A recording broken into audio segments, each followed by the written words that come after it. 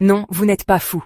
Vous n'êtes pas hanté. Mais est-ce que ça vous est déjà arrivé de vous réveiller, incapable de bouger, avec une silhouette sombre qui vous observe?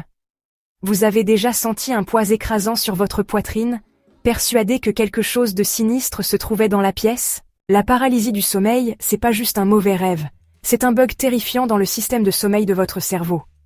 On va décortiquer ça ensemble et découvrir comment en reprendre le contrôle. Imaginez un peu. Vous vous réveillez. Vos yeux balayent la pièce, mais impossible de bouger le moindre muscle. Puis, du coin de l'œil, quelque chose bouge. Une silhouette sombre, peut-être sans visage, peut-être avec des yeux brillants, rôde au pied de votre lit. Vous essayez de crier, mais aucun son ne sort. Vous avez l'impression qu'un éléphant est assis sur votre poitrine, et à cet instant précis, vous êtes persuadé que vous allez être emporté aux enfers. Ça vous dit quelque chose? Bienvenue dans le cauchemar délicieux qu'est la paralysie du sommeil. Mais pas de panique, ce n'est pas un fantôme, un démon ou un enlèvement par des extraterrestres. C'est juste votre cerveau qui vous fait la pire blague qui soit. En gros, la paralysie du sommeil, ça arrive quand vous vous réveillez alors que votre corps est encore bloqué en mode sommeil paradoxal.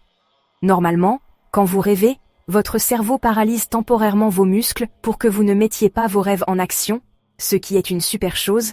Imaginez faire du somnambulisme en plein trafic. Mais parfois, votre cerveau se réveille avant que votre corps n'ait reçu le mémo, vous laissant coincé dans un film d'horreur mi-rêve, mi-réalité. Les visions flippantes? Simplement des hallucinations, causées par votre cerveau qui est un peu perdu, et qui essaie de comprendre ce qui se passe. Et pourquoi c'est toujours un truc terrifiant au lieu, disons, d'un adorable Golden Retriever? Eh bien c'est l'évolution. Quand vous êtes vulnérable, genre, je sais pas moi, paralysé, votre cerveau passe en mode survie totale, partant du principe que tout ce qui se trouve dans la pièce veut votre peau. Et si vous gérez du stress, de l'anxiété ou un manque de sommeil, vos chances de vivre une paralysie du sommeil montent en flèche. Sympa, non? Mais voilà la bonne nouvelle. Ce n'est pas dangereux, et vous pouvez réduire la fréquence à laquelle ça arrive. Des horaires de sommeil réguliers, une bonne gestion du stress et des techniques de pleine conscience peuvent tous aider.